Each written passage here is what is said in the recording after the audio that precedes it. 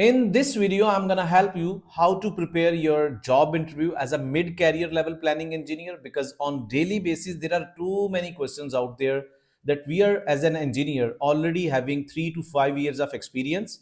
We are mid-career level engineers, but now we realize that we don't want to be part of any more like site engineering career, design engineering career, QA/QC engineering, inspection, and many other careers. But they want to transform their career into planning and control. So the biggest challenge for them, skill learning is not that much challenging thing, but to prove that thing in front of a job interviewer or recruiter that we are working as a planning engineer previously, like 1 year or maybe 2 years.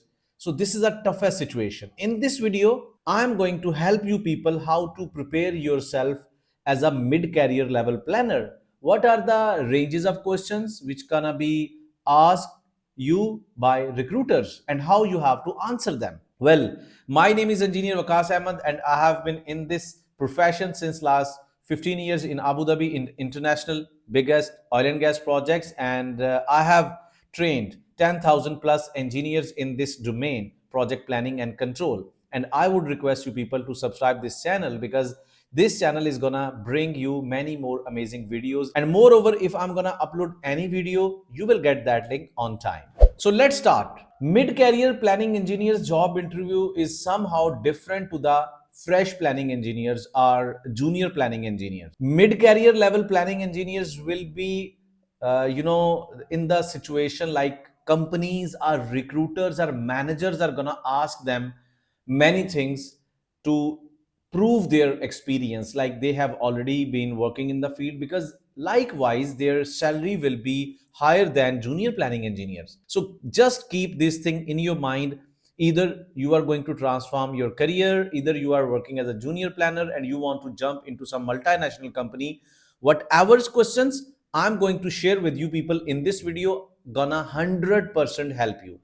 And at the end, I'm going to share some really big tips which I learned myself through my 15 years of field experience. So stay there till the end of this video. So first of all, if you talk about mid-career level planning engineer, it's not always they are going to ask you like you are going to show up yourself there on your resume. Like previously, I have been working like last 2 years as a planning engineer.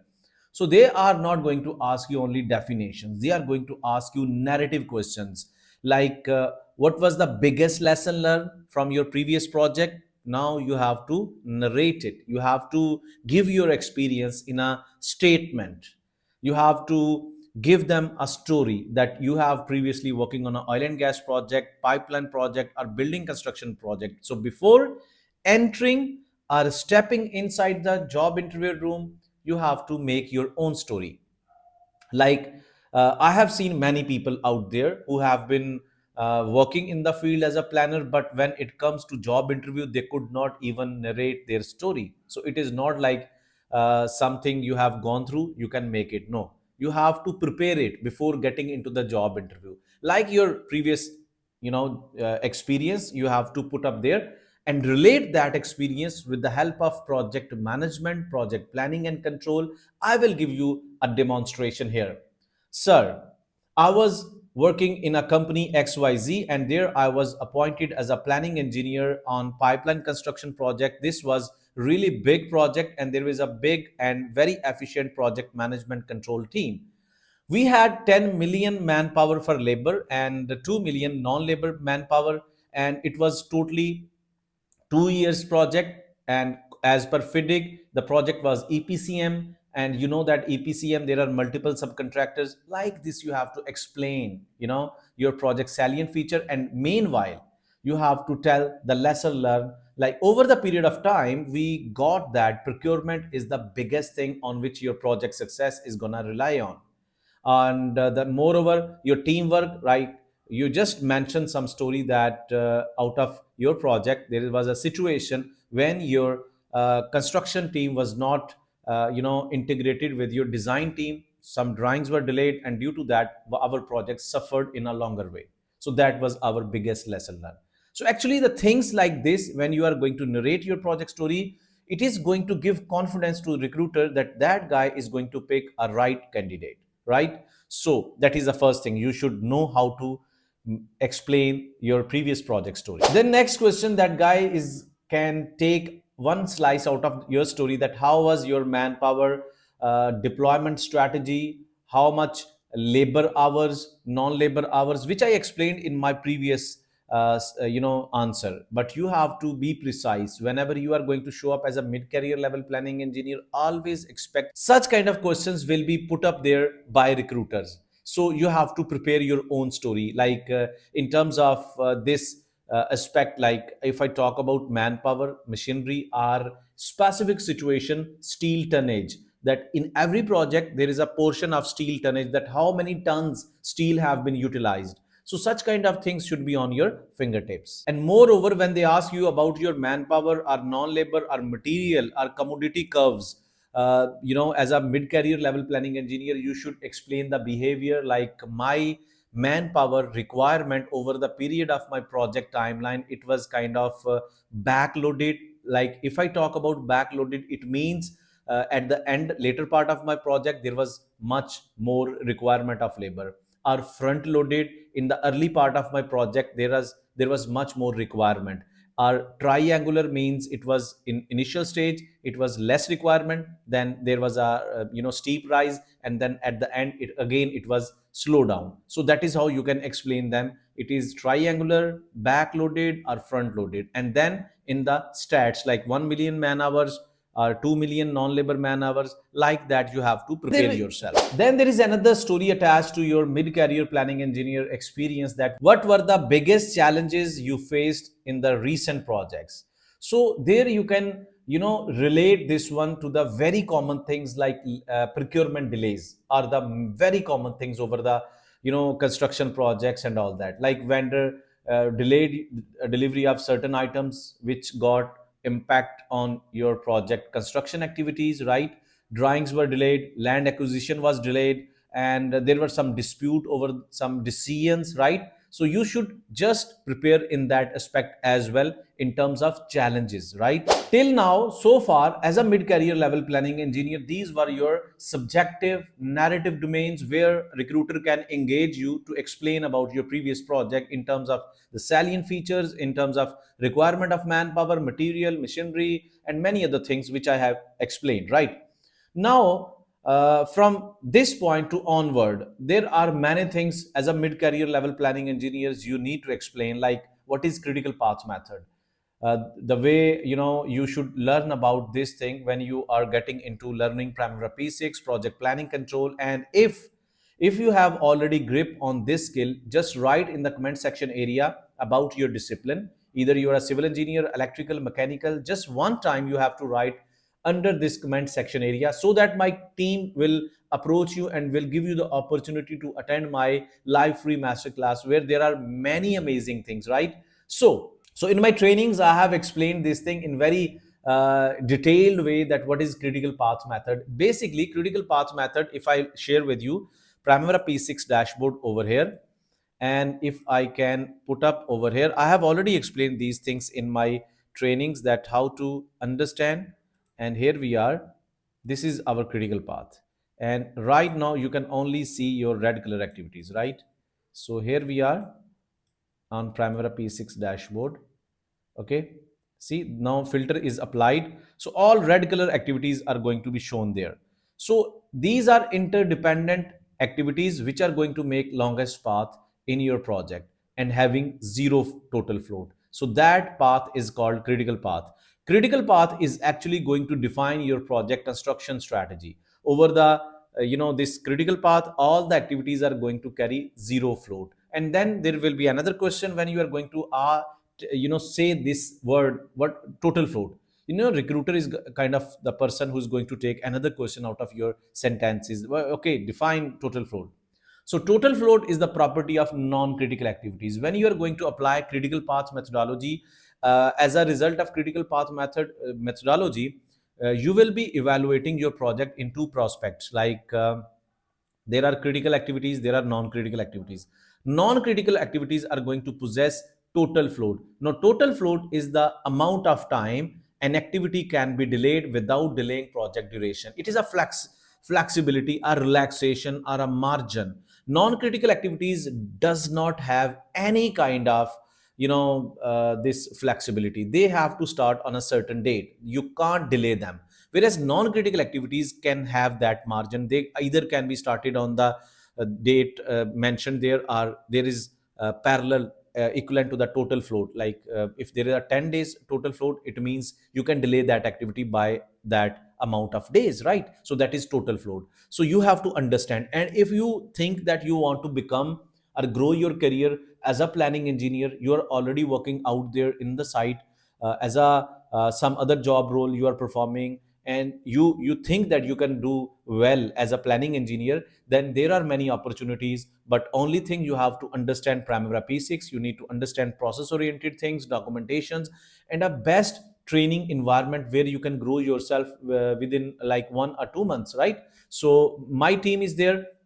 In the details you can find that link and you can contact with my team. So moving on to the next slide, to the next question, that how next question is gonna make a difference to your job interview. So here we are. And what was your tracking strategy? That is another important question.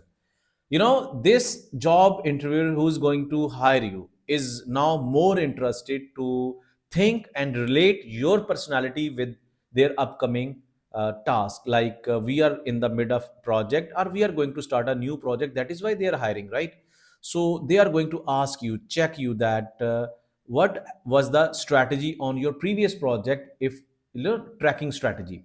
So you should explain them. Like there are actually three kind of strategies: duration percent complete, physical percent complete, and unit percent complete. And moreover, like duration percent complete, to track your project only with the perspective of time, right? You are only presenting your progress from the prospect of the time, right? Duration assigned to the activities. Physical percent complete, you are going to assign the weightages or percentages on the basis of the task, like which is mentioned in your BOQ.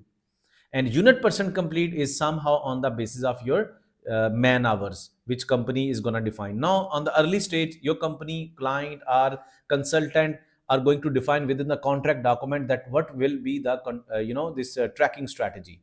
Either they are going to take only labor man hours, non labor man hours, single resource, multiple resources, 3M resources. There can be many things, and I have already explained this thing in our resource deployment and all that. So that is going to define your tracking strategy, right? How you are going to define your weightages are on the basis of labor man hours, non labor man hours.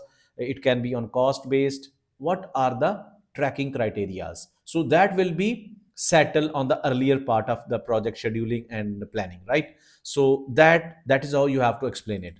Then, what is the difference between EPC, EPCM, and DBO? EPC is actually, representing engineering phase, procurement phase, and construction phase. A contractor or EPC developer or a service company will be awarded a project. Now, this guy, on the basis of the basic design or feed document, will be awarded a certain project. Now, this guy, service company or contractor, is going to develop the detailed design. He is responsible for detailed designing, for their procurement milestones and construction and all that project within those contractual milestones and commitment. So that is EPC. In EPC, all the risk is on the shoulder of the contractor, while EPCM is somehow different. Client is going to hire a contractor. Now this contractor is going to play a role of manager. That is why there is EPCM. M stands for management. Now this manager contractor is going to hire subcontractors who are going to make their designing, procurement, and construction. Now there is flexibility in EPCM. All the burden or risk is not on the shoulder of your contractor. That is shared by client and contractor. Client involvement into the project is mandatory. Now there is a DBO: design, build, and operate. Now if you see in EPC, EPCM, all projects are designed, procured, constructed, and delivered. And your contractor is supposed to get back to your office and prepare for the next project or demobilize, right? But in DBO, you are going to make design, you are going to build, DB, and operate for a certain period of years, like maybe 1 year or 2 years. Let's suppose there is a refinery construction project. Now this contractor is going to design it, build it, and maybe for next 5 years this guy is going to make all the operations and all that, right? So that is DBO. So there is one important question from the perspective of experienced engineers like planning engineers. Like, when we are going to develop our critical path method, okay, by product, there will be a total float, but how much range there will be for total float? Like in a project of 1 year or 365 days, the project duration is 365 days. Now who is going to define that how much total float should be there? What will be the limit? So the answer is 10 to 20% of total project duration. If I say the project total working days are 365 days, now the project total float should not exceed, from this 10 to 20% of total project duration. Like if I say 10% is 36 of 365, 20% is 72. If you take average, it is gonna be 45. So total float should not exceed more than 45 days, right? So that is one of the biggest important thing which job interviewers are going to ask you. Now, what is S curve? S curve is actually cash flow. Like why we call it S curve? That is a philosophical answer. S looks like, if it's you can just make like this one. On initial stage, this S initial part is parallel to X axis, because in the initial stage of any project there is very less requirement of your manpower, cost, or anything. That is why it is flat to X axis.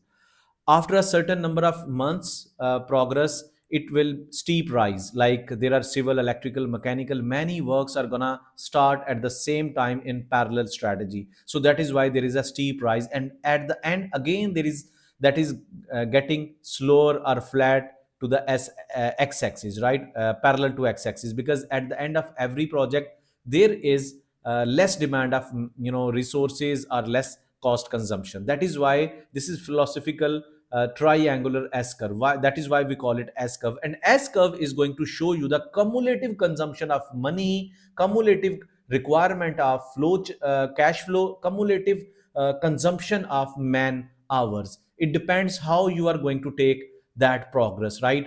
Because there is y-axis, there is x-axis. Along y-axis there will be your values, your cost, your money, your man hours. Along x-axis there will be only one thing, that is your project timeline. Now there is one question that job interviewers are going to ask you. Let's suppose you have done your complete scheduling within Primavera P6. Now your senior managers are not familiar with Primavera P6. You have to take that data out of Primavera P6 to Excel, and then you have to create your customized S curves in Excel. So when your manager is going to ask you such kind of question, what you need to do, you have to get on Primavera P6, just listen their information carefully, that what kind of data they want you to generate S curve from Primavera P6 to Excel, and just get on Primavera P6. Just open your spreadsheet where you can find under view, show on bottom, activity usage spreadsheet. In my case, this already open. Just get into the activity spreadsheet fields. Here you can find cumulative time interval, which I have explained in my comprehensive live sessions. And if you want to join all of these things in a professional way, in an interactive way, you can join my upcoming live free masterclass, and then you can join my full training part, right? So here you can just switch your values. Once it's done, just make sure that your units are not visible anymore, right? So I'm gonna get into edit. This is another step. You have to just follow this one step by step. In my situation, I need to just disappear this currency. Okay, I just need to, next step is to make like this, because in many cases they are going to show you, okay, just do it for us, right? So here I'm gonna make it Control C. Okay, what I'm going to do, I have just copy it with Control C, and now I'm going to take it on Excel sheet, and I'm going to make over here something like there. See, okay, it's done. And if and you have to analyze very closely if there is anything missing, something like that. See, these two cells are empty, I'm going to delete them, and then I'm going to see the last one. So that is how you can take there in the job interview. There in the job interview you can just explain these steps. Here I'm just giving you the insights how to do this one, and keep pressing Control button on your Excel.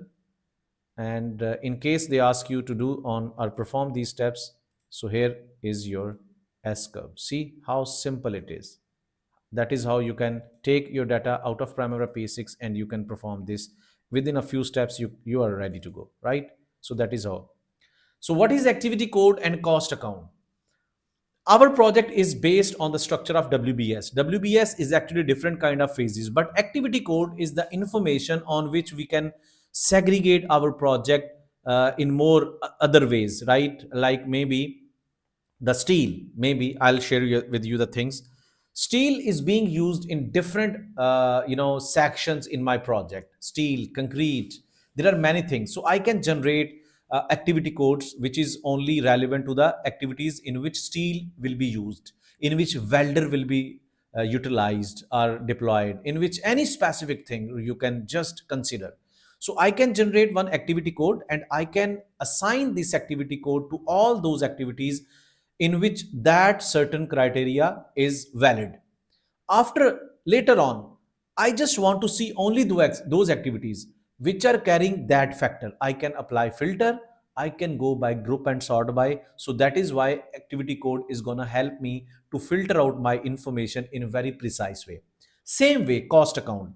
Primavera P6 is actually offering me to segregate my resources in manpower, material, and machinery, and it is very obvious we can segregate all of these resources separate. Manpower separately, material separately, and machinery separately. But in some cases, our manpower is being hired by different kind of suppliers: supplier A, supplier B, supplier C. Three suppliers are providing me only labor, but sometime I have to segregate, I have to make payment checks where supply A manpower is working, where supplier B manpower is working. So I can generate supplier A cost account, supplier B, supplier C, and I can tag them with these cost accounts, and then I can apply filter and group and sort by, and I can separate them. That is why we need activity codes, and these are very best features in Primavera P6. To mid-career level planning engineers, they might ask you what is resource optimization. Actually, when you are going to make connection of activities with your resources, then you have to take care about this thing: the available resources and deployed resources. There should be a balance. So that exercise, that activity which is going to make it balance out, that is actually the optimization of resources. Within that, there are certain more questions they may ask you, like what is resource over allocation? When your availability of resources is less but deployment is more, so it means there is no balance. You have less effort available on ground level, but you have deployed more resources, which is a burden, which is inaccurate, which is unrealistic, right? So that is called over allocation, allocating resources beyond your capacity. That is called over allocation. Then the same, there is resource leveling. Resource over allocation is a disease, whereas resource leveling is a remedy. You are curing it, you are curing your project. So resource leveling is to optimize your availability and your deployment. If you have four welders and hypothetically on paper you have shown in your project schedule eight resources, so this is four available on ground in yard, and you have deployed in Primavera P6 eight welders or eight labor units. Now either you go for to rent out or buy out four more units or four more labor units, right? Or you should decrease this one and enhance the duration. That is called resource leveling. So resource leveling is balancing out your availability and your allocation of your resources. And then there are schedule compression techniques. As a mid career level planning engineer, it is very important thing to understand, because here you are actually going to help them out your their confidence in your personality to hire you and offer you a good salary. So schedule compression technique is somehow you should explain in very detailed way. Like schedule compression is something through which you can reduce your project duration. It will be applicable during planning, and mostly it is applicable during your tracking phase, where you are going to apply this technique on critical path method to reduce project duration, right? And then there are two more techniques. There is fast tracking and crashing. Fast tracking to parallel start your two different tasks to reduce your duration, and crashing to add up more resources and reduce your duration.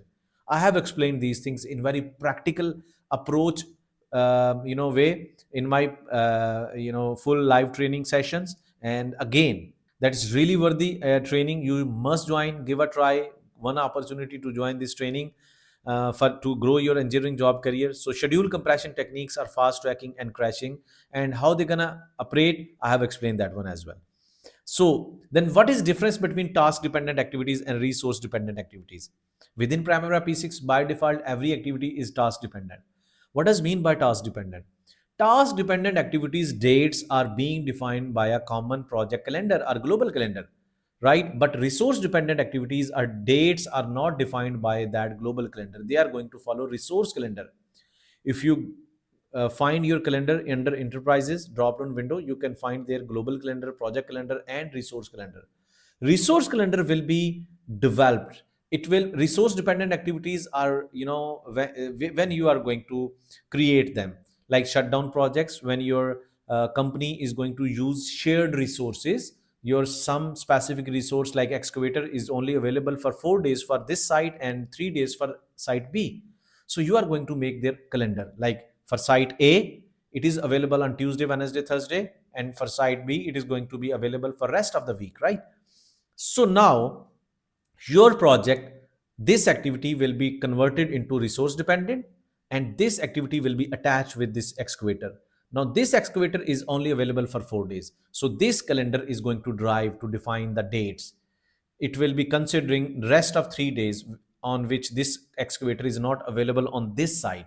It's not going to consider those days as a working days. So that is the difference between task dependent and resource dependent. Then there is earned value management. Of course, if you are a mid career level planning engineer, every recruiter is going to jump directly after one or two questions to the earned value management analysis. This is the most promising topic.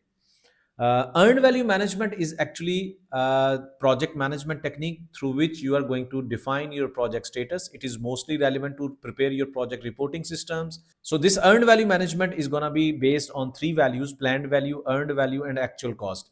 And after utilizing these three values, there are certain formulas: schedule variance, cost variance, SPI, CPI, and there are many more things.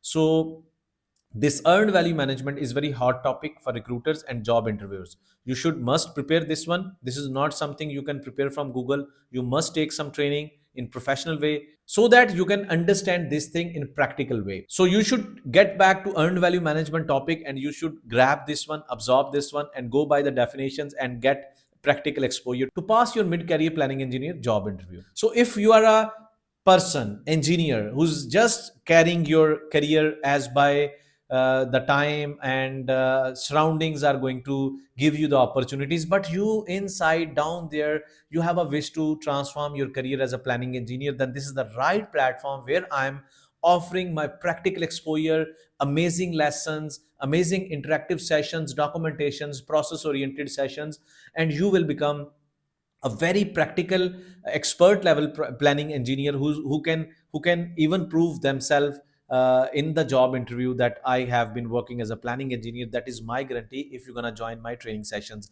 Right there in the comment section area that your engineering discipline, my team is going to approach you and provide you that learning opportunity in upcoming week where you can join my live free masterclass.